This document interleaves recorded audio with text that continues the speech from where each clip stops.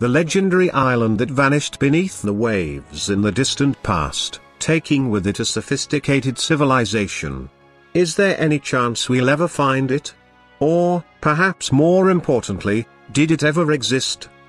For thousands of years, people have been fascinated by the search for Atlantis.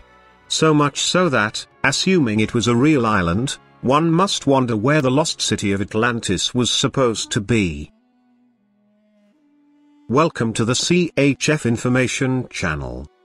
Before we begin, please remember to like and subscribe if you enjoy our video efforts. Atlantis, also known as Atalantis or Atlantica, is a mythical island in the Atlantic Ocean west of the Strait of Gibraltar. The legend's primary sources are two of Plato's dialogues, Timaeus and Critias. Plato describes Egyptian priests describing Atlantis to the Athenian lawgiver Solon as an island larger than Asia Minor and Libya combined. Atlantis was a wealthy island whose powerful princes conquered many of the Mediterranean's lands before being defeated by the Athenians and their allies. The Atlanteans eventually became wicked and impious, and their island was devoured by the sea due to earthquakes. Plato provided a history of the ideal Atlantean commonwealth in the Critias.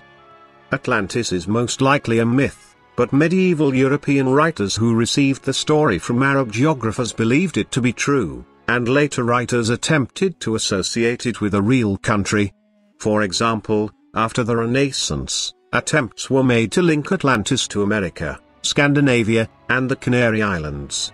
If Plato did not invent the story of Atlantis, it may be based on ancient Egyptian records of a volcanic eruption on the island of Theru around 1500 BCE.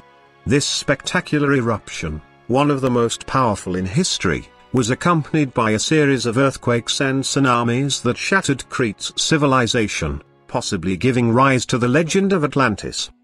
The idea that Atlantis was a real historical place, rather than a myth created by Plato, did not emerge until the late 19th century.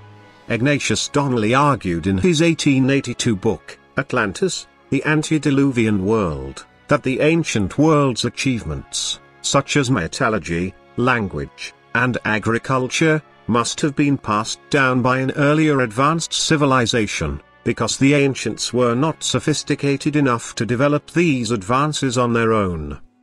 Donnelly described a continent flooded by shifting ocean waters that sank in the exact location Plato claimed it did, in the Atlantic Ocean just outside the Pillars of Hercules, the two rocks that mark the entrance to the Straits of Gibraltar. Long after modern oceanography and a better understanding of plate tectonics exposed flaws in Donnelly's theory, some adhere to it, primarily because it adheres to Plato's placement of Atlantis in the mid-Atlantic. Many later writers were inspired by Donnelly's theories and added their own speculations about the location of Atlantis. Charles Berlitz, grandson of the founder of the well-known language schools and author of numerous books on paranormal phenomena, was one of these writers. Berlitz claimed in the 1970s that Atlantis was a real continent off the coast of the Bahamas that had fallen victim to the infamous Bermuda Triangle, a region of the Atlantic where a number of ships had allegedly vanished under mysterious circumstances. Supporters of this theory point to the discovery of what appear to be man-made walls and streets off the coast of Bimini, despite the fact that scientists examined these structures and determined them to be natural beach rock formations. One of the more recent Atlantean theories concerns the Minoans, a civilization that flourished more than 4,000 years ago on the Greek islands of Crete and Thera, now Santorini. The Minoans, named after the legendary king Minos. The Minoans, thought to be Europe's first great civilization, built magnificent palaces, paved roads, and were the first Europeans to use a written language. However, at the height of their power, the Minoans vanished from history, fueling speculation about a link between this great, doomed civilization and Plato's Atlantis. Historians believe a massive earthquake shook the volcanic island of Theru around 1600 BC, causing an eruption that spewed 10 million tons of rock, ash, and gas into the atmosphere. Tsunamis caused by the eruption were large enough to wipe out Minoan cities throughout the region, leaving the Minoans vulnerable to invasion from the Greek mainland. Throughout history, most historians and scientists have concluded that Plato's account of the lost kingdom of Atlantis was fictitious. According to this theory, the Greek philosopher created Atlantis as his ideal civilization and intended the story of its demise to be a cautionary tale of the gods punishing human arrogance. Outside of Plato's dialogues and the numerous other texts that survive from ancient Greece, no written records of Atlantis exist.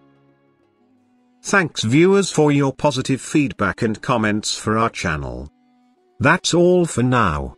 Please subscribe to our channel and press the bell button to receive notifications about new videos.